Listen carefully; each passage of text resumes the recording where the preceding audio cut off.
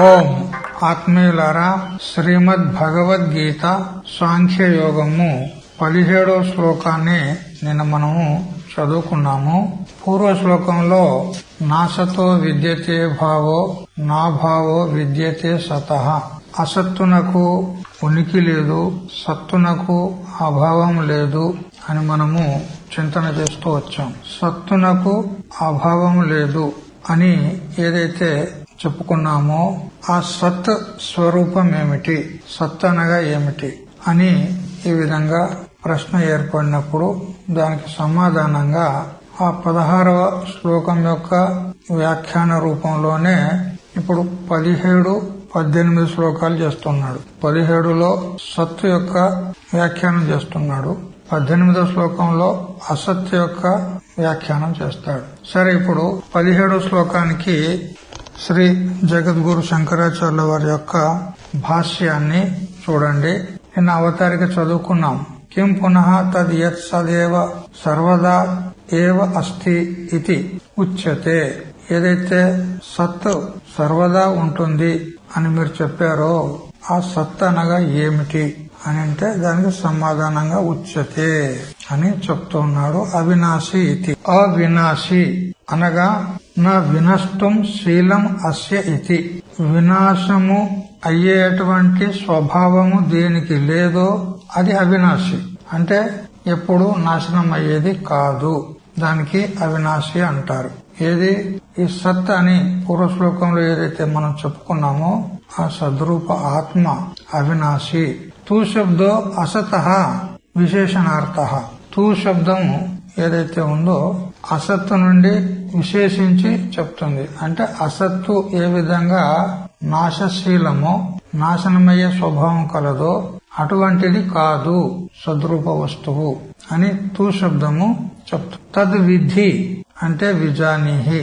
తత్ అంటే ప్రకృత ఏ సద్రూప పరబ్రహ్మం ఉన్నదో తత్ అంటే ఇంతకు ముందుగా మనం చెప్పుకున్నాం కదా, తదితి సర్వనామ సర్వంచ బ్రహ్మ. తద్ అంటే బ్రహ్మ. ఆ బ్రహ్మము అవినాశి ఉంది అని తెలుసుకో. విజానీహి. కిం ఏ విధంగా అంటే హేతు చెప్పినాడు శ్లోకంలో. ఏన సర్వమిదం తతం అని హేతు చెప్పినాడు. ఎందువల్ల అవినాశి అని అంటున్నారు అంటే ఏన సర్వమిదం జగత్, దేని చేతనైతే ఇదం సర్వం జగత్ తతం అంటే వ్యాప్తం, దేని చేత సదాఖ్యేన బ్రహ్మణ సద్రూపమునబడు బ్రహ్మం చేత ఈ జగత్తంతా వ్యాపించబడింది. ఆ సద్రూప బ్రహ్మమే అవినాశి, అదే సత్ అని ఈ విధంగా తెలుసుకో. ఎక్కడ వ్యాపించింది అనంటే సాకాశం ఆకాశేన ఇవ ఘటాదయ.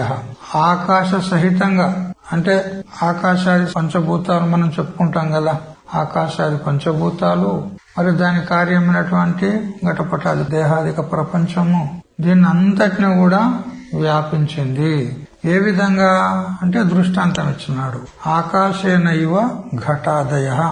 ఘటాదులను ఆకాశం ఏ విధంగా లోపల బయట అంతటా వ్యాపించి ఉందో ఆ విధంగా పరమాత్మ సర్వత్రా వ్యాపించి ఉంది. దీని చేత ఏన సర్వమిదం తతం అని చెప్పడంలో ఈశావాస్యమిదగం సర్వం యత్కించ జగత్యాం జగత్ అని ఏదైతే ఉపనిషత్ మంత్రం ఉన్నదో ఈశావాస్య ఉపనిషత్తు మొట్టమొదటి మంత్రము. ఈశావాస్యం ఈశుని చేత ఆవాస్యం వ్యాపింపబడింది. ఈశుడు అంటే ఈశ్వరుడు, ఈశ్వరుని చేత ఈ జగత్తంతా కూడా వ్యాపించబడింది అని ఏదైతే ఈశావాస్యోపనిషత్తు చెప్పిందో అదే భావాన్ని ఇక్కడ శ్రీకృష్ణ పరమాత్మ కూడా చెప్తూ ఉన్నాడు. ఏన సర్వమిదం తతం. ఇదం సర్వం ఏన తతం. ఇదంతా దేని చేతనైతే వ్యాపించబడిందో అది సద్రూప బ్రహ్మము, అది అవినాశి అని చెప్తున్నాడు. ఏ విధంగా వ్యాపించబడింది అంటే అక్కడనే ఉపనిషత్తులో చెప్పింది. తదేజతి తన్నైజతి తద్దూరే తద్వదంతికే తదంతరస్య సర్వస్య తదు సర్వస్య బాహ్యతః అని చెప్పింది. ఆ ఈశావాస్యం అని చెప్పబడినటువంటి ఈశ్వరుడు ఏదైతే ఉన్నాడో అతడే సంపూర్ణ జగత్తునంతటా లోన బయట అంతా వ్యాపించి ఉన్నాడు. ఏ విధంగా అంటే ఘటాదులను ఆకాశం ఏ విధంగా వ్యాపించి ఉంటుందో అట్లా. ఘటము ఉత్పన్నమైంది ఎక్కడ? ఆకాశంలోనే. ఘటం ఎక్కడ ఉత్పన్నమైంది? ఆకాశంలోనే. మరి ఘటంలో ఉన్నదేంది? ఆకాశమే. లోన బయట అంతా ఆకాశమే ఉంది. ఆ ఘటం యొక్క పెంకులు ఉంటాయి కదా, ఆ పెంకుల్లో కూడా ఆకాశం ఉంది అని దృష్టాంతం ఇచ్చినాడు. ఎవరి చేత వ్యాపించబడింది అనంటే సదాఖ్యేన బ్రహ్మణ, సత్ అనేటువంటి పేరు గల బ్రహ్మం చేత ఈ జగత్తంతా కూడా వ్యాపించబడింది. అందుకని ఇక్కడ ఏం చెప్పినట్లయింది? ఆత్మ అవినాశి. ఆత్మ అవినాశి ఉంది. ఎందుకు? పూర్ణత్వాత్ లేదా వ్యాపిత్వాత్ యథా ఆకాశం. ఏ విధంగా ఆకాశము సంపూర్ణంగా వ్యాపించి ఉన్నదో అట్లా ఈ పరబ్రహ్మం జగత్తంతా వ్యాపించి ఉంది అని ఈ విధంగా అనుమాన ప్రయోగం కూడా చేసి చెప్పినట్లయింది. ఆత్మ సద్రూపం ఉన్నది అని చెప్పడానికి ఇది ప్రమాణం. ఇక వినాశం అంటే అదర్శనం అంటే అభావం. నశ అదర్శనే. నాశనం అని అంటే అదర్శనమైపోవుట, కనపడకుండా పోవుట, నాశనం అవుట. అవినాశి అంటే అదర్శనం కాకుండుట, అంటే అభావం కాకుండుట, లేకుండా పోయేది లేదు, ఎల్లప్పుడూ ఉంటుంది. అదర్శనం కాదు, అభావం కాదు. ఎవరు? అవ్యయస్య. అవ్యయం ఉన్నది. ఇక్కడ వినాశము అవ్యయము ఆపతత సమానార్థకాలే, ఒకే అర్థాన్ని ఇచ్చినట్టుగా ఉంటాయి. మరి ఒకే అర్థాన్ని ఇచ్చినటువంటి రెండు గాని ఇంకా అనేకమైనటువంటి శబ్దాలను గాని ప్రయోగం చేస్తే పునరుక్తి దోషం అనేది వస్తుంది. ఇప్పుడు ఒక కుండను చెప్పేది ఉన్నదనుకో, ఇది కుండ అని చెప్పేది ఉన్నదనుకో, దానికి ఒక ఆయన అన్నాడు అయం ఘటకుంభ కలశం అన్నాడు అనుకో, ఇది ఘటకుంభ కలశం ఉన్నది అన్నాడు అనుకో, ఇది యోగ్యం ఉన్నదా శబ్దం? ఘటమన్నా కుంభమన్నా కలశమన్నా ఒకే అర్థం. అయం ఘట అంటే సరిపోతుంది కదా, తెలుస్తుంది కదా. ఇది ఘటము అని అంటే తెలిసిపోతుంది కదా. ఇది ఘటం ఉన్నది, కుంభం ఉన్నది, కలశం ఉన్నది అని అంటే ఏమన్నట్టు? ఒక అర్థాన్ని చెప్పడానికి అనేక శబ్దాలు ప్రయోగం చేయుట, ఇది పునరుక్తి. ఉక్తి అంటే చెప్పుట, చెప్పిందని మళ్ళీ చెప్తే పునరుక్తి.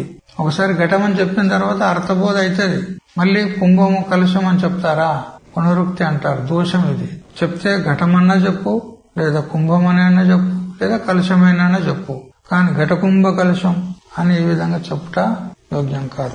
అట్లా ఇక్కడ అవినాశి అన్నా అవ్యయమన్నా ఆపతత ఒకే అర్థాన్ని ఇస్తాయి. అంటే దేనికి నాశనం లేదో అది అవ్యయము, దేనికి నాశనం లేదో అది అవినాశి. రెండు శబ్దాలు ఒకే అర్థాన్ని ఇస్తున్నాయి. కానీ మరి భగవంతుడు రెండు శబ్దాలు ఎందుకు పెట్టాడు? పునరుక్తి దోషం రాదా అనంటే అక్కడ ఒక స్వారస్యం ఉన్నది, రహస్యం ఉంది. ఎందుకనంటే ఏది అవినాశి ఉంటుందో అది నిత్యం ఉంటది. ఆ నిత్యం కూడా రెండు రకాలుగా ఉంటది. కూటస్థ నిత్యము, పరిణామి నిత్యము అని రెండు రకాలుగా ఉంటది. సాంఖ్యులు ఆత్మను కూటస్థ నిత్యం అంటారు. అంటే అది ఎప్పుడు కూడా నాశనం కాదు, ఎప్పుడు కూడా పరిణామాన్ని చెందదు, అది కూటస్థ నిత్యం. ఇక ప్రకృతిని కూడా నిత్యం అంటారు వాళ్ళు. ప్రకృతి అంటే ప్రధానం మాయ. మాయావాది అద్వైతి ఏమంటాడు? మాయ అంటాడు. వాళ్ళు ప్రకృతి ప్రధానం అంటారు. అయితే ఆ ప్రకృతిని కూడా నిత్యం అంటారు. ఎటువంటి నిత్యం అంటే పరిణామి నిత్యం, ఈ విధంగా చెప్తారు. మరియు అవ్యయం అంటే అది కూడా రెండు ప్రకారాలుగా ఉంటది. స్వరూపం చేత నాశనం అనేది ఒకటి ఉంటది, తనకు సంబంధించింది నాశనమైపోతే కూడా నాశనమైపోతుంది అనేది కూడా ఒకటి ఉంటది. అవి ఆచార్యులు చెప్తారు స్పష్టంగా. అందుకని ఇక్కడ రెండు శబ్దాలు ప్రయోగం చేయడం జరిగింది. వినాశం, అవ్యయం అని. వినాశం అంటే అదర్శనము, అభావము. అటువంటి అభావము లేనిది సద్రూపమైనటువంటి బ్రహ్మము. మరి అవ్యయము కూడా ఉన్నది. అంటే నా వ్యతి, అది వ్యయము కాదు, నాశనం కాదు. అంటే ఉపచయ అపచయో నా యాతి ఇత్యవ్యయం, అది వృద్ధి క్షయాలను పొందదు, అందుకని అవ్యయం ఉంది అని ఈ విధంగా చెప్పాడు. తస్య అవ్యయస్య, అవ్యయమైనటువంటి పరబ్రహ్మను ఎవరు కూడా నాశనం చేయుటకు సమర్థులు కారు. నా ఏతత్ సదాఖ్యం బ్రహ్మ స్వేన రూపేణ వేతి వ్యభిచరతి నిరవయవత్వాత్ దేహాదివత్. ఇక్కడ నాశనం అనేది ఆచార్యులు రెండు విధాలుగా చెప్తూ ఉన్నాడు. స్వరూపం చేత నాశనమగుట మరియు పరతః నాశనమగుట రెండు విధాలుగా చెప్తున్నాడు. అయితే పరతః నాశనంలో పునః మళ్లీ ప్రకారాలున్నాయి, అవి తర్వాత చింతన చేద్దాము. ముఖ్యంగా రెండు విధాల నాశనం, స్వరూపతః నాశనము, పరతః నాశనం. అయితే ఈ బ్రహ్మము స్వేన రూపేణ న వ్యతి, స్వయంగా తాను నాశనం కాదు. ఏ విధంగా సస్యములుంటాయి, సస్యములంటే పంటలు, వరి చేన్లు, గోధుమ చేన్లు మొదలైనవి ఉంటాయి కదా. ఆ మొక్కలు పెరిగి అవి ఫలాలనిచ్చి స్వయంగా అవి నాశనం అయిపోతాయి. వాటిని నాశనం చేయాల్సిన అవసరం లేదు. ఆ విధంగా స్వయంగా నాశనమయ్యే స్వభావం కలది కాదు బ్రహ్మం. స్వతహా నాశనం కాదు. వ్యతిరేక దృష్టాంతం ఇచ్చినాడు, దేహాదివత్ అన్నాడు. ఇప్పుడు దేహాదులు మన శరీరాలు, వీటిని ఎవరైనా చంపితేనే చనిపోతాయా? స్వయంగా చనిపోతాయి. వాటి ప్రారంభం తీరిందంటే శరీరము పడిపోతుంది. ఎవరు చంపాల్సిన అవసరం లేదు. అందువల్ల దేహాదులు ఏ విధంగా స్వయముగా నాశనమైతాయో అట్లా ఆత్మ నాశనం అయ్యేది కాదు. దేహాదులు స్వయంగా ఎందుకు నాశనం అవుతున్నాయి? సవయవ పదార్థాలు ఉన్నాయి కాబట్టి, అవయవాల సహితంగా ఉంది కాబట్టి అది స్వతహాగా నాశనం అవుతుంది. కానీ ఆత్మ నిరవయవత్వాత్, అది నిరవయవం ఉన్నది, అందుకని స్వయంగా నాశనం కాదు. అందువల్ల స్వేన రూపేణ నా వేతి అంటే నా వ్యభిచరతి, అది నాశనం కాదు. ఎందుకు? నిరవయవత్వాత్, అది నిరవయం ఉన్నందువలన. ఏ విధంగా అంటే దేహాదివత్, దేహాదులు సవయవం ఉన్నాయి, అవి స్వయంగా నాశనం అవుతాయి. కానీ అట్లా ఆత్మ నాశనం కాదు. మరి పరతః నాశనం అవుతుందంటావా? వేరే దాని చేత నాశనం అవుతుందంటావా? మరి వేరే దాని చేత, తనకంటే భిన్నమైన దాని చేత నాశనం అవుతుందంటే తనకంటే భిన్నము జడమా చేతనమా? చెప్పు. ఆత్మను నాశనం చేయగలది ఒక జడ వస్తువు అంటావా, చేతనం అంటావా? చేతనం అని అంటావా? ఒకటే చేతనం ఉన్నది. జడం అంటావా? దానికి ఆ సామర్థ్యమే లేదు, కల్పితం ఉన్నది. కల్పితమైనటువంటి వస్తువు అధిష్టానాన్ని ఏమీ చెయ్యజాలదు. ఎత్ర ఏది అధ్యాస తత్కృతేన గుణేన దోషేనవా అనుమాత్రేణ అపిస నా సంబధ్యతే. ఏది దేని యందు అధ్యస్థమై ఉంటుందో అధ్యస్థ పదార్థం యొక్క గుణదేశాల చేత అధిష్టానము దూషితము కాదు. ఆ కల్పిత వస్తువు అధిష్టానాన్ని ఏమీ చేయజాలదు. అందువల్ల జడ పదార్థం చేత అధిష్టాన బ్రహ్మము నాశనమగుట సంభవం లేదు. మరి చేతన పదార్థం అంటావా? చేతనాలు అనేకం లేవు, ఉన్నది ఒకటే. అది చెప్పినాం ఇంతకు పూర్వమే, తన చేత తాను నాశనం కాదు అని చెప్పినాం. కాబట్టి పరతః నాశనం అనేది కూడా లేదు అని చెప్తూ, నాపి ఆత్మీయేన ఆత్మీయ అభావాత్ యథా దేవదత్తో ధనహాన్య వేతి నతు ఏవం బ్రహ్మ వేతి. తనకంటే భిన్నమైనటువంటి ఆత్మీయము అంటే ఆత్మకు సంబంధించింది అటువంటిది ఏమీ లేదు. తనకంటే భిన్నంగా ఇంకొకటి లేనే లేదు. దీనికి కూడా వ్యతిరేక దృష్టాంతం ఇస్తుంది. ఏమిటి అనంటే, ఒక దేవదత్తుడు ఉన్నాడు అనుకోండి, తాను గొప్ప ధనవంతుడు. అయితే ఏదో నిమిత్తం చేత ధనమంతా నష్టమైపోయింది. నష్టమైపోయిన తర్వాత ఏమంటాడు? హాయ్ మై మరుగయా అంటాడు కదా. ధనం నష్టమైపోతే వాడు ఎట్లా ఏడుస్తాడు? నేను చచ్చినా అంటాడు. అంటే ఏమన్నట్టు? ఆ ధనము నష్టమైపోతే వాడు కూడా నష్టమైపోయినట్టుగా భావన చేస్తాడు. అట్లా ఆత్మ కంటే అన్యమైనది ఒకటి ఉంటే అది నష్టమైతే ఆత్మ నష్టమైతుంది అనేది లేదు. ఆత్మ కంటే అన్యమైన మరొక ఆత్మ ఉంటే ఆ ఆత్మ చేత ఏ ఆత్మ నాశనం అవుతుందని చెప్పడానికి రాదు. అన్యమైన ఆత్మ ఇంకోటి లేదు. ఏకమేవ ద్వితీయం బ్రహ్మ. అందుకని స్వతహాగా నాశనం లేదు, పరతః కూడా నాశనం లేదు. నవేతి అతః, అందువల్ల అవ్యయస్య అస్య బ్రహ్మణ వినాశం నా కశ్చిత్ కర్తుమర్హతి. అందుకని అవ్యయ రూపమైనటువంటి ఈ బ్రహ్మమును ఎవరు కూడా నాశనం చేయుటకు సమర్థులు కారు. నా కశ్చిత్ ఆత్మానం వినాశయుతం శక్నోతి. ఈశ్వర అపి, ఎవడైనా ఆత్మను నాశనం చేయడానికి పూనుకున్నాడనుకో, ఆత్మహీనామ స్వరూపం. ఆత్మ అంటే ఎవరు? స్వరూపం, వాడే స్వయంగా. మరి వాణ్ణి వాడు నాశనం చేసుకుంటాడు ఎవడన్నా? ఆత్మచ బ్రహ్మ. ఆత్మ అంటే ఎవరు? బ్రహ్మమే. బ్రహ్మ అంటే ఎవరు? ఆత్మనే. ఆత్మ అంటే స్వరూపం. తనను తాను నాశనం చేసుకుంటాడా? ఈశ్వర అపి అంటే సమర్థుడైనప్పటికీ కూడా వాణ్ణి వాడు నాశనం చేసుకోజాలడు.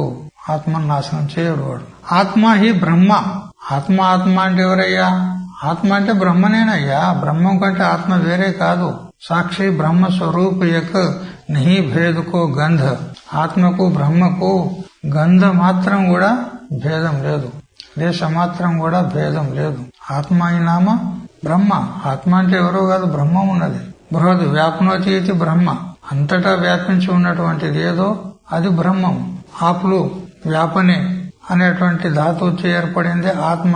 ఆపులు వ్యాపనే అంటే ఏది వ్యాపకం ఉంటుందో అది ఆత్మ. బృహద్ వ్యాపనోచేది బ్రహ్మ, ఏది వ్యాపకం ఉంటుందో అది బ్రహ్మ. ఒకటే అర్థం కదా, శబ్దభేదం ఉన్నది ఇక్కడ. ఆత్మ అన్న బ్రహ్మమన్న ఒకటే.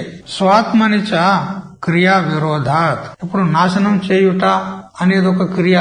ఆత్మయందు క్రియనే సంభవించదు. ఎందుకు? నిష్క్రియం, నిష్కలం, శాంతం, నిరవధ్యం, నిరంజనం అని చెప్పిన ప్రకారంగా అది నిష్క్రియం ఉన్నది, నిరవయం ఉన్నది. దానిలో ఏ క్రియ సంభవించదు. అందువల్ల ఆత్మ స్వతహాగా నాశనము కాదు, మరి అన్యం చేత కూడా నాశనం కాదు అని ఈ విధంగా భాష్యం తెలుసుకున్నాము. దానికి ఇప్పుడు ఆనందగిరిలో వారి యొక్క టీకా చూద్దాం. నిన్న అవతారిక తెలుసుకున్నాం. తర్వాత ఇప్పుడు భాష్యానికి టీకా చూడండి. కిం పునః ఇతి, అక్కడి నుంచి చూడండి. సామాన్య విశేష భావ శూన్యం అఖండైక రసం. ఈ సత్ అని చెప్పబడినటువంటి ఏ ఆత్మ అయితే ఉన్నదో దానిలో సామాన్య విశేష భావం లేదు. ఎట్లున్నది? అఖండము ఏకరసం ఉన్నది. అఖండము అంటే ఖండము లేనిది, విభాగము లేనిది, భేదము లేనిది. ఏ విధంగా సజాతీయ భేదం గాని, విజాతీయ భేదం గాని, స్వగత భేదం గాని దాని యందు లేదు. సజాతీయ భేదం ఎట్లుంటది? ఒక బ్రాహ్మణుడు మరొక బ్రాహ్మణుడు ఉన్నాడు అనుకో, ఇద్దరిలో భేదం ఉన్నదా లేదా? వాడంటే వీడు కాదు, వీడంటే వాడు కాదు. భేదం ఉందా లేదా? భేదం ఉంది. కానీ ఎటువంటి భేదం ఇది? సజాతీయ భేదం. అతడు బ్రాహ్మణుడే, ఇతడు బ్రాహ్మణుడే. ఇద్దరిలో జాతి ఒకటే, సజాతీయం ఉన్నది. మరి భేదం కూడా ఉన్నది. అతడంటే ఇతడు కాదు, ఇతడంటే అతడు కాదు. అట్లే విజాతీయ భేదం. ఒకడు బ్రాహ్మణుడు ఉన్నాడు, మరొకడు క్షత్రియుడు ఉన్నాడు అనుకో, ఇందులో భిన్న జాతి ఉన్నది. క్షత్రియతో జాతి వేరే, బ్రాహ్మణతో జాతి వేరే. మరి వ్యక్తి భేదం కూడా ఉన్నది. అతడు వేరే, ఇతడు వేరే. ఇదేం భేదము? విజాతీయ భేదం. ఇక స్వగత భేదము. ఇప్పుడు మన శరీరంలో కాలు, చెయ్యి, ముక్కు, నోరు అవయవాలు ఉన్నాయి కదా. ఈ అవయవాలలో భేదం ఉన్నదా లేదా? చెయ్యి అంటే కాలు కాదు, కాలు అంటే ముక్కు కాదు, ముక్కు అంటే నోరు కాదు. భేదం ఉన్నది అవయవాల్లో. ఇవన్నీ ఎక్కడున్నాయి? ఈ భేదములన్నీ స్వగత అంటే తన శరీరం నందే ఉన్నాయి. అందుకని దీనికి స్వగత భేదము అంటారు. దీన్నే విద్యారణ్య గురుదేవులు వేదాంత పంచదశలో 2వ ప్రకరణము 20వ శ్లోకంలో చెప్పినాడు. వృక్షస్య స్వగతో భేదః పత్ర పుష్ప ఫలాదిషు వృక్షాంతరాత్ సజాతీయో విజాతీయాత్ శిలాదితః అన్నాడు. వృక్షస్య స్వగతో భేదః, ఒకే వృక్షంలో స్వగత భేదం ఉంది అంటాడు. ఏ విధంగా? పత్ర పుష్ప ఫలాదిషు. పత్రములు అంటే ఆకులు, పుష్పములు, ఫలములు. ఈ విధంగా ఒకే వృక్షంలో భేదం ఉంది. దీనికి ఏం భేదం అంటారు? స్వగత భేదము అంటారు. ఇక వృక్షాంతరాత్, ఒక వృక్షం ఉంది, ఇంకో వృక్షం ఉంది. అది కూడా వృక్షత్వ జాతికి సంబంధించింది, ఇది కూడా వృక్షత్వ జాతికి సంబంధించింది. రెండిట్లో వృక్షత్వ జాతి సమానం ఉన్నది. కానీ ఆ వృక్షం అంటే ఈ వృక్షం కాదు, ఈ వృక్షం అంటే ఆ వృక్షం కాదు. భేదం కూడా ఉన్నది. ఇదేం భేదము? సజాతీయ భేదం. వృక్షత్వ జాతి ఒకటే, సజాతీయ భేదం. మరియు శిలాదులున్నాయి వృక్షం కంటే భిన్నంగా. రాళ్లు, రప్పలు వగేరా ఉంటాయి కదా, అవి శిలాత్వ జాతులు సంబంధించినవి. వృక్షం వృక్షత్వ జాతికి సంబంధించింది. విజాతీయం కూడా ఉన్నది. మరి శిలలు అంటే వృక్షం కాదు, వృక్షం అంటే శిలలు కాదు. భేదం కూడా ఉన్నది. ఇదేం భేదము? విజాతీయ భేదం అంటారు. ఈ 3 విధాల భేదము లేనిది అఖండం అని విధంగా చెప్పబడింది. లేదా పంచభేద రహితము అఖండం అని ఈ విధంగా కూడా చెప్పుకోవచ్చు. పంచభేదాలేవి? పంచభేదములు. జీవులకు భేదం ఉన్నది. జీవులలో పరస్పర భేదం ఉన్నది. మరి జీవునికి ఈశ్వరునికి భేదం ఉన్నది. ఈశ్వరుడు అంటే జీవుడు కాదు, జీవుడు అంటే ఈశ్వరుడు కాదు. జీవేశ్వర భేదము. మరియు జీవ జడ భేదము. జడమైనటువంటి పదార్థాలకు జీవులకు భేదం ఉన్నది, జీవ జడ భేదము. మరియు జడ భేదము. జడ పదార్థాల్లో పరస్పరం భేదం ఉంది. మరియు జడ ఈశ్వర భేదము. జడ పదార్థాలకు ఈశ్వరునికి భేదం ఉన్నది. ఈ పంచవిధ భేదాలు దేనియందు లేవో అది అఖండం అని విధంగా చెప్పింది. మరొక రకంగా కూడా చిత్సుకాచార్యులు చెప్పినారు. అవిశిష్టమ పర్యాయ అనేక శబ్ద ప్రకాశితం ఏకం వేదాంత నిష్ణాతాః అఖండం ప్రతిపేదిరే. అవిశిష్టం అంటే నీలోఘట, నీలముత్పలం అని ఈ విధంగా విశేషణ విశేష భావం లేదు. మరియు అపర్యాయం, ఈ విధంగా ఘట, కుంభ, కలశము అని చెప్పిన ప్రకారంగా పర్యాయ శబ్దాల చేత చెప్పబడేది కాదు.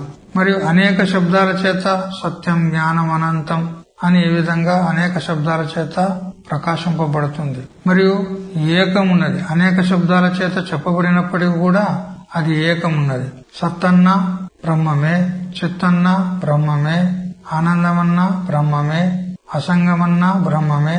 అనేక శబ్దాల చేత చెప్పబడినప్పటికీ కూడా వస్తువు ఒకటే ఉంది.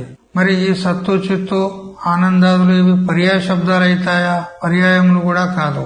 ఎందుకు? ఆ శబ్దాలకు వాచ్యార్థాలు భిన్నంగా ఉన్నాయి. సత్ అంటే అసత్తు నుంచి వేరు చేస్తుంది, చిత్ అంటే జడం నుంచి వేరు చేస్తుంది, ఆనందం అంటే దుఃఖం నుంచి వేరు చేస్తుంది. అందుకని వాటికి భిన్న ప్రవృత్తి ఉంది. ఇంతకు ముందు చెప్పుకున్నాం కదా, భిన్న ప్రవృత్తి నిమిత్తానాం శబ్దానాం ఏకస్మిన్ అర్థే వృత్తి సామానాధికరణ్యం. భిన్న ప్రవృత్తి ఉంది వాటికి. అందుకని వీటికి పర్యాయ శబ్దాలని కూడా చెప్పడానికి రాదు. పర్యాయ శబ్దాలని చెప్పినట్లయితే పునరుక్తి దోషం వస్తుంది, కానీ ఆ విధంగా రాదు.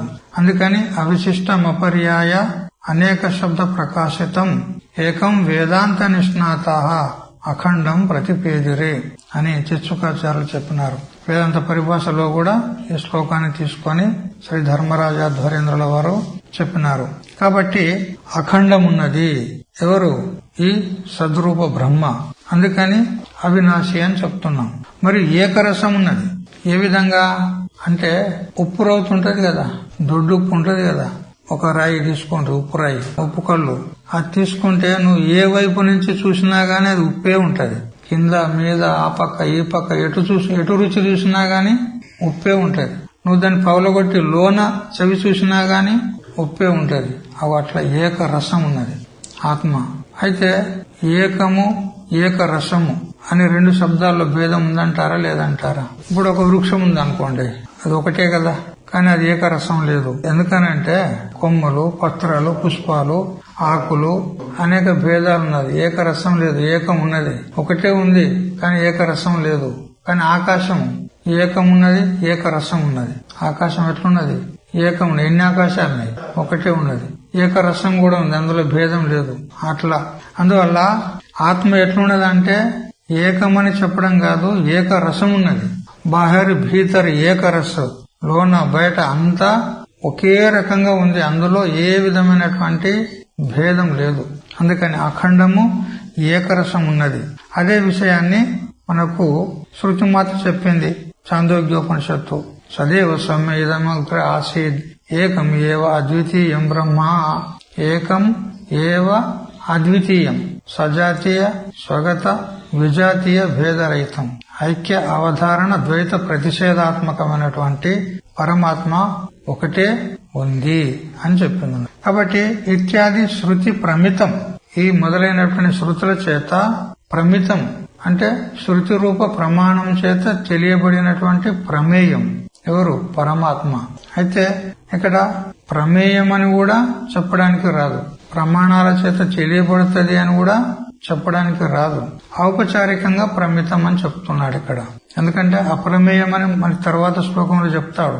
అంతవంత ఇమే దేహ నిత్యసూక్త శరీరిణ అనాశనో అప్రమేయస్య తస్మాత్ యుద్ధస్వ భారత. తర్వాత శ్లోకంలో అప్రమేయం అని చెప్తాడు. అది ఏ ప్రమాణానికి విషయం కాదు, వాస్తవం కూడా అంతే. కానీ ఔపచారికంగా శృతి చేత ప్రమితం, శృతి చేత తెలియబడింది అని తెలుసుకోవాలి. ఏమని తెలియబడింది? అఖండము ఏకరసము అని తెలియబడింది. అటువంటి ఆ అఖండ ఏక రసమైనటువంటిది ఏదైతే ఉన్నదో, మరియు సర్వ విక్రియా రహితం వస్తు, ఏ వికారాలు లేనటువంటి సర్వ విక్రియ అన్నాడు. వికారాలు ఎన్నున్నాయి? అస్థి, జాయతే, వర్ధతే, విపరిణమతే, అపక్షీయతే, వినశ్యతి అని షడ్భావ వికారాలు లేనని చెప్పినట్లయింది. ఇక్కడ అవినాశి అని చెప్పడం చేత షడ్భావ వికారాలు లేనిదని చెప్పినట్లయింది. షడ్భావ వికారాల్లో చివరిదేది? వినాశం, వినశ్యతి, అది లేదు అన్నప్పుడు ఉపలక్షణంగా మిగతా 5 కూడా దాని యందు లేవు. అస్థి, జాయతే అనేటువంటి ఏ వికారాలు దాని యందు లేవు. సర్వ విక్రియా రహితం వస్తు ఏది? ప్రకృతం సద్. ఇప్పుడు మనం ఏ సద్ గురించి అయితే మనం విచారణ చేస్తున్నామో అటువంటి సద్వస్తువు ఏ పరబ్రహ్మ ఉన్నదో అది అఖండము ఏకరసము, మరి శృతి చేత ప్రమితము, మరియు షడ్భావ వికారాలు లేనటువంటిది అయినది ఏ సద్వస్తువు ఉన్నదో ఆ సద్వస్తువుని గురించి మేము చెప్తున్నాము. ఉచ్యతే అని అంటూ భాష్యంలో ఉంది. ఉచ్యతే అంటే సమాధానం చెప్పబడుతుంది. ప్రశ్న చేశాడు కదా, ఆ సద్వస్తువు అంటే ఏమిటి? ఏమి నైయాయికులు స్వీకరించేటువంటి సామాన్య రూప సత్తాజాతిని సద్వస్తువు అంటావా, లేదా స్వరూపం అంటావా అనే విధంగా శంక చేశాడు కదా. దానికి సమాధానంగా చెప్తున్నాడు, ఇది సత్తా జాతి కూడా కాదు, ఇది సామాన్య విశేష భావం కలది కూడా కాదు. మరి ఎట్లా ఉన్నది? అఖండము, ఏకరసము, మరి విక్రియ రహితము అయినటువంటిది అవినాశి ఉన్నది. ఆత్మనః అంటే సదాత్మనః వినాశ రాహిత్య విజ్ఞానే సర్వ జగత్ వ్యాపకత్వం హేతుమాహ. ఈ అవినాశి అయినటువంటి ఆత్మ ఏదైతే ఉందో, సద్రూప చైతన్యం ఏదైతే ఉందో, ఇది సద్రూపం ఉన్నది, ఇది అవినాశి ఉన్నది అని చెప్పుటకు శ్లోకంలోనే సాక్షాత్ భగవంతుడే హేతువు చెప్పినాడు. ఏన సర్వమిదం తతం అని. అంటే దేని చేతనైతే ఈ సంపూర్ణ జగత్తు వ్యాపించబడి ఉన్నదో అది అవినాశి. అంటే అవినాశి అని చెప్పడానికి హేతువు వ్యాపకత్వం అని చెప్పినట్లయింది. పూర్ణత్వాత్ లేదా వ్యాపకత్వాత్ అని హేతువుని చెప్పినట్లయింది. ఇక్కడ ఆత్మనః వినాశ అభావే యుక్తి మహా. ఇప్పుడు హేతువుని చెప్పి యుక్తిని చెప్తున్నాడు. అయితే హేతువు ఎక్కడ చెప్తారు? అనుమాన ప్రమాణంలో చెప్తారు. హేతు ఎక్కడొస్తుంది? అనుమాన ప్రమాణంలో. ఆత్మ అవినాశి, ఇది ప్రతిజ్ఞ. ఆత్మ పక్షము, అవినాశిత్వం సాధ్యము. హేతు ఏమిటి? పూర్ణత్వాత్ లేదా వ్యాపకత్వాత్, ఇది హేతు. ఏ విధంగా అంటే దానికి దృష్టాంతం లేదు. అయితే ఔపచారికంగా దృష్టాంతం చెప్తారు. ఆకాశవత్ సర్వగతశ్చ నిత్యః అని ఆకాశంలాగా అని చెప్తారు. కానీ ఆకాశం కూడా తక్కువ పడుతుంది. అది మందాధికారుల కోసం ఉపమానం ఇచ్చి దృష్టాంతంగా ఇచ్చి చెప్తారు. ఆకాశవత్ సర్వగతశ్చ నిత్యః యథా సర్వగతం సౌక్ష్మాద్ ఆకాశం నోపలిప్యతే అని ఏ విధంగా మనకు 13వ అధ్యాయంలో కూడా వస్తుంది. ఆకాశము అంతటా వ్యాపించి దేని చేత లిప్తం కాకుండా అలిప్తంగా ఏ విధంగా అంతటా వ్యాపించి ఆకాశం ఉంటుందో అదే విధంగా ఆత్మ కూడా అంతటా వ్యాపించి నిర్లేపమై ఉంది అని ఉపమానం ఇస్తారు, దృష్టాంతం ఇస్తారు. లేదా వ్యతిరేక దృష్టాంతం అంటే ఎన్నైవం తన్నైవం యథా ఘటాది. ఏది వ్యాపకం ఉండదో అది ఆత్మ కూడా ఉండదు, అనాత్మ ఉంటది. ఏ విధంగా అంటే ఘటం వలె అనే విధంగా వ్యతిరేక దృష్టాంతాన్ని కూడా చెప్పుకోవచ్చు. ఈ విధంగా ప్రమాణం ఇచ్చినాడు. ఆత్మ సద్రూపం అనడానికి ఏం ప్రమాణము అని అంటే అనుమాన ప్రమాణం. ఆత్మ అవినాశి ఎందుకు? వ్యాపిత్వాత్, వ్యాపకం ఉన్నందువలన. ఏ విధంగా అంటే ఆకాశవత్ అని ఇట్లా అనుమాన ప్రమాణం చూపెట్టి ఇప్పుడు యుక్తిని చూపెడుతున్నాడు. ఈ ఆత్మను నాశనం చేసేటువంటి సమర్థుడు ఎవడు కూడా లేడు, అందువల్ల అవినాశి ఆత్మ అని యుక్తిని కూడా చూపెడుతున్నాడు. దానికి భాష్యంలో చెప్పినాడు, వినాశం అంటే అదర్శనం అనగా అభావం. దీనికి నాశనము అంటే అదర్శనము లేదా అభావం అనేది లేదు అని చెప్పినాడు. ఆత్మనః వినాశం ఇచ్చత స్వతోవా పరతోవా నాశః తస్య ఇష్యతే నా ఆద్యః ఇత్యాహ అవినాశి ఇతి. ఈ ఆత్మ నాశనమైతది అని ఎవరైనా అన్నారనుకోండి, వానికి అడగాలి మనం, ఏమి ఆత్మ నాశనమైతది అని అంటున్నావు, అది స్వతహాగా నాశనమైతదంటావా లేదా పరతః నాశనమైతదంటావా? చెప్పు. స్వయంగా నశిస్తదంటావా లేదా తనకంటే భిన్నమైన దాని చేత నశిస్తదంటావా? అంటే అందులో ప్రథమ పక్షం ఒకవేళ తీసుకున్నట్లయితే అది సంభవించదు, అంటే స్వతహాగా నశించదు అని చెప్తూ అవినాశి అని చెప్పినాడు. అంటే దేహాది ద్వైతం అసత్ ఉచ్యతే. ఈ దేహాది ద్వైతం ఏదైతే ఉన్నదో ఇది అసత్ అనబడుతుంది. కేవలము ప్రతీతి మాత్రం ఉంది, కాని పారమార్థిక సత్యం కాదు అని పూర్వ శ్లోకంలో మనం విచారం చేస్తూ వచ్చాం. అందుకని అసత్ అనబడుతుంది. తతః సతః విశేషణం స్వతః నాశరహిత్యం. దానికంటే ఈ సత్ ఏదైతే ఉందో అంటే ఈ దేహాది ద్వైతం ఏదైతే ఉన్నదో దానికంటే విలక్షణం ఉన్నది సత్. అందుకే శ్లోకంలో తూ శబ్దం పెట్టినాడు. తూ శబ్దం ఎందుకు పెట్టాడు భగవంతుడు శ్లోకంలో అంటే అసత్తు నుంచి వేరు చేసి సత్తు దానికంటే విశిష్టం ఉన్నది, దానికంటే విలక్షణం ఉన్నది అని చెప్పడానికి తూ శబ్దం పెట్టినాడు. తస్య ద్యోతకో నిపాత ఇత్యాహ. ఈ విషయాన్ని తెలుపుటకే ఈ తూ అనే శబ్దము అనేటువంటి నిపాతము చెప్పడం జరిగింది. ఆకాంక్షాపూర్వకం విశేషం దర్శయతి. ఆకాంక్షాపూర్వకంగా ఆ ఆత్మ ఎటువంటిది, సద్రూప ఆత్మ ఎటువంటిది అని ఈ విధంగా ఆకాంక్ష మనకు జిజ్ఞాస కలిగినప్పుడు అక్కడ భాష్యకారులు కిమ్ అన్నాడు. ఎందువల్ల అవినాశి, ఎందువల్ల సద్రూపం ఉన్నది అని ఈ విధంగా మనకు ఆకాంక్ష కలిగినప్పుడు చెప్పినాడు భగవంతుడు శ్లోకంలోనే ఏన సర్వమిదం తతం అని అంటూ. దాన్నే భాష్యకారులు అనువాదం చేసి చెప్పినాడు. ఏన సర్వమిదం జగత్ తతం అంటే వ్యాప్తం అన్నాడు భాష్యంలో. విమతం అవినాశి. ఇక్కడ అనుమాన ప్రయోగం చేయబడింది. సద్రూప బ్రహ్మం ఏదైతే ఉందో ఇది అవినాశి ఉన్నది. ఎందుకు? వ్యాపకత్వాద్. ఏ విధంగా? ఆకాశవత్ అని అనుమాన ప్రయోగం చూపెట్టి నహి ప్రమితం ఏవ ఉదాహరణం కింటు ప్రసిద్ధం అపి ఇది భావః. అయితే ఇక్కడ ప్రమాణం చేత అంటే అనుమాన ప్రమాణం చేత మనం ఆత్మ అవినాశి అని సిద్ధి చేశాం కదా. ఇంతే కాదు, ప్రసిద్ధంగా కూడా ఉంది అంటే యుక్తి చేత కూడా ప్రసిద్ధం ఉన్నది అని చెప్తూ ఉన్నాడు. అంటే అనుమాన ప్రమాణం చేత ఆకాశ దృష్టాంతాన్ని ఇచ్చి ఉదాహరణ ఇచ్చి చెప్పడమే కాదు, ప్రసిద్ధం కూడా ఉంది, అనుభవం కూడా ఉంది. ఆత్మ నిత్యము అవినాశి అని చెప్పడానికి. నా ద్వితీయ రెండవ వికల్పం కూడా సంభవించదు. అంటే పరతః నాశనం అవుతుంది అనేది కూడా సంభవించదు. వినాశం ఇది నకలు అస్య వినాశం కర్తం కశ్చిద్ అర్హతి ఇది సంబంధ. దీన్ని ఎవరు కూడా నాశనం చేయుటకు సమర్థులు కారు అని ఈ విధంగా అన్వయించుకోవాలి. అవ్యయస్య ఇతి నా కశ్చిద్ అస్య అభావం కర్తం శక్నోతి ఇత్యత్ర హేతుమః అవ్యయస్య ఇతి. దీన్ని ఎవరు కూడా నాశనం చేయుటకు సమర్థులు కారు అనుటకు హేతువునిచ్చినాడు అవ్యయస్య ఇతి అని అంటూ. అవ్యయ రూపమైనటువంటి పరమాత్మను ఎవరు కూడా నాశనం చేయజాలరు. బ్రహ్మహి స్వరూపేణ వేతి స్వసంబంధినావా. ఈ బ్రహ్మము స్వరూపం చేత కూడా వ్యయం కాదు, మరియు తన సంబంధి అయినటువంటిది నాశనమైతే తాను నాశనమైతాడు అని చెప్పడానికి కూడా రాదు. ఎందుకంటే తనకు సంబంధి అయినటువంటి రెండో వస్తువు లేనే లేదు. ఆత్మీయ వస్తువు, తన సంబంధి అయినటువంటి ఆత్మీయ వస్తువు మరొకటి లేదు.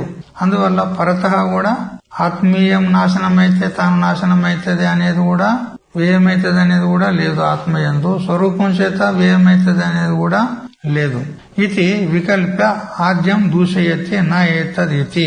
బ్రహ్మ స్వరూపం చేత కూడా వ్యయము కాదు, నాశనం కాదు. నహి నిరవయవస్య స్వ అవయవ అపచయ ఉపచయ రూప వ్యయ సంభవతి ఇత్యత్ర వైధర్మ్య దృష్టాంతమాహ దేహాదివత్ ఇతి. ఆత్మ స్వరూపం చేత ఎందుకు నాశనం కాదు? అది నిరవయవం ఉన్నది కాబట్టి. ఏది సవయవ పదార్థం ఉంటుందో దానిలో ఉపచయ అపచయం అనేటువంటి వ్యయము ఉంటది, నాశనం ఉంటది. కానీ ఆత్మ నిరవయవం కాబట్టి అది వ్యయం అవుటకు వీల్లేదు అని వ్యతిరేక దృష్టాంతం ఇచ్చినాడు. వైధర్మ్య దృష్టాంతం ఇచ్చినాడు. దేహం ఏ విధంగా సవయవం ఉన్నందువలన అది ఉపచయ అపచయ వృద్ధి క్షయాలు పొందుతుంది, వ్యయం అవుతుంది. కానీ ఆత్మ అలాంటిది కాదు అని చెప్పినాడు. ఇక ద్వితీయం నిరస్యతే నాపీతి అని. రెండవది అంటే తనకు సంబంధించినటువంటి నాశనం అయితే ఆత్మనాశనం అవుతుంది అనేటువంటి వికల్పం కూడా యుక్తం కాదు. దానికి వ్యతిరేక దృష్టాంతం ఇచ్చినాడు. స్పష్టయతి వ్యతిరేక దృష్టాంతేన స్పష్టయతి యథాయతి. ఏ విధంగా దేవదత్తుడు అనేటువంటి వాడు తనకు సంబంధించినటువంటి ధనము నశించినట్లయితే నష్టమైతే వాడు నష్టమైనట్టుగా చెప్పబడతాడు. అటువంటి వ్యయము కూడా ఆత్మకు లేదు. ఎందుకు? తనకు సంబంధించింది రెండో వస్తువు లేనే లేదు ఆత్మకు. ద్విధే అపి వ్యయ అయోగే ఫలితమాహ అతయితి. ఈ రెండు విధాల వ్యయం కూడా దానిలో లేదు. స్వతహాగా వ్యయము లేదు, మరియు ఆత్మీయ నాశనం అయితే కూడా అది నాశనం అవుతుంది అనేది కూడా లేదు అని ఈ రెండు విధాల నాశనము లేనందువలన ఫలితం చెప్తున్నాడు అతయితి. అందువల్ల అవ్యయస్య అస్య బ్రహ్మణ వినాశం నా కశ్చిత్ కర్తుం అర్హతి అని భాష్యంలో చెప్పినాడు. కించ బ్రహ్మ పరతః న నశ్యతి ఆత్మత్వాత్ ఘటవద్ ఇత్యాహ. ఇంతేకాకుండా ఈ ఆత్మ తనకంటే భిన్నమైనటువంటి ఇంకా వేరే ఆత్మ ఉన్నదా పరతః నాశనం కావడానికి అని అంటే పరతః నాశనం కూడా కాదు. ఎందుకనంటే తస్సైవ స్వరూపత్వాత్, వేరే ఆత్మ ఉన్నదని అంటే అది దాని స్వరూపమే ఉన్నది. ఆత్మ అంటే ఒకటే ఉన్నది, అనేక ఆత్మలు లేవు ఇక్కడ. అందుకని పరతః నాశనం అవుతుందని చెప్పడానికి రాదు. ఎందుకంటే ఆత్మత్వాత్. ఏ విధంగా ఘటము పరతః నాశనం అవుతుంది, ఏ విధంగా ఒక దండ చేత కొట్టామనుకో, దండ అంటే ఒక కర్ర తీసుకుని కొట్టామనుకో ఏమైంది, ఆ ఘటము నాశనం అయిపోతుంది. ఏం నాశనం ఇది? పరతః నాశనం, దండ చేత నాశనం అవుతుంది. అట్లా ఆత్మకు పరతః నాశనము లేదు. అందుకని నా కశ్చిదితి అని చెప్పినాడు. ఆత్మత్వ హేతోహో అసిద్ధ్యం ఉద్ధరతి ఆత్మ హి ఇది. ఆత్మ అంటే బ్రహ్మమే. బ్రహ్మం అంటే ఆత్మ అంటే రెండు వేరు కాదు. ఆత్మ హి బ్రహ్మ అని భాష్యంలో చెప్పినాడు. ఆత్మ అంటే ఎవరో కాదయ్యా, ఆత్మ అంటే బ్రహ్మమే. ఎందుకంటే ఏకమేవ అద్వితీయం బ్రహ్మ అని చెప్పిన తర్వాత రెండవ వస్తువే లేకపోతే, రెండవ ఆత్మే లేకపోతే, రెండవ చైతన్యమే లేకపోతే రెండవ దాని చేత ఎలా నాశనం అవుతుంది? నా పరతః నశ్యతి ఆత్మత్వాత్ ఘటవత్ అని ఏదైతే హేతు చెప్పాడో ఆ హేతు అసిద్ధం ఉన్నది అని అంటే అసిద్ధం కాదు. ఆత్మ అంటే ఎవరో కాదు, బ్రహ్మమే. తాదాత్మ శృతి అత్ర హి ఇతి హేతు క్రియతే. ఇక్కడ ఆత్మ హి అన్నాడు. ఈ హి అనేది ఏదైతే ఉన్నదో అది తాదాత్మ శృతిని చూపెడుతుంది. తాదాత్మ శృతి ఏది అంటే జీవ బ్రహ్మల యొక్క అభేదాన్ని చెప్పినటువంటి శృతి ఏది? తత్వమసి మహావాక్యం. ఆ తత్వమసి మహావాక్యం ఏం చెప్తుంది? తుంపదానికి లక్ష్యమైనటువంటి కూటస్థ చైతన్యం ఆత్మ ఉన్నదో అదే తత్పదానికి లక్ష్యమైనటువంటి బ్రహ్మ చైతన్యము అని బ్రహ్మకు ఆత్మకు అభేదాన్ని చెప్పింది. కాబట్టి ఆత్మ అంటే ఎవరో కాదు, బ్రహ్మమే అని ఇక్కడ అభేదాన్ని చెప్పింది. అస్తు తర్హి స్వయమేవ బ్రహ్మ ఆత్మనః నాశకం ఉద్బంధనాది దర్శనాత్ అంటే నా ఇత్యాహ స్వాత్మని ఇతి అన్నాడు. అయితే స్వయంగా ఆత్మ నాశనం కావచ్చు కదా అనంటే స్వయమేవ బ్రహ్మ ఆత్మనః నాశకం. స్వయంగా ఆత్మ లేదా ఆత్మరూప బ్రహ్మ నాశకం అవుతుంది కదా తనకు తాను అనంటే, తనకు తాను నాశనం కావడానికి దానిలో క్రియ జరగాలి కదా, నాశన రూప క్రియ. ఆ క్రియని దాని యందు లేకపోతే అది ఎట్లా నాశనం అవుతుంది? అందుకని క్రియా విరోధాత్ అని చెప్పినాడు. స్వాత్మని క్రియా విరోధం. స్వాత్మ యందు తన యందు తనకు క్రియ లేదు. ఎందుకంటే నిష్క్రియం నిష్కలం నిష్క్రియము అని మనకు శృతి చెప్తోంది. కాబట్టి దాని యందు క్రియ లేదు కాబట్టి స్వతహాగా కూడా నాశనం కాదు అని ఈ విధంగా చెప్పినాడు. అయితే ఇక్కడ భాష్యకారుడు ఆత్మకు స్వతహాగా నాశనం లేదు, పరతః కూడా నాశనం లేదు అని రెండు విధాల నాశనం చెప్పినాడు. అయితే ఇక్కడ మరికొంతమంది టీకాకారులు ఎవరు శంకరానందుల వారు 6 విధాల నాశనం చెప్పినాడు. స్వతహ నాశనం 1, పరత నాశనంలో 5 విధాలు అవి చెప్పినాడు. అవి కూడా చింతన చేద్దాము. అవి రేపు చింతన చేద్దాం. ఉండండి. ఓం సహనా భవతు సహనౌ భునక్తు సహ వీర్యం కరవావహై తేజస్వినావధీతమస్తు మా విద్విషావహై. ఓం శాంతి శాంతి శాంతి.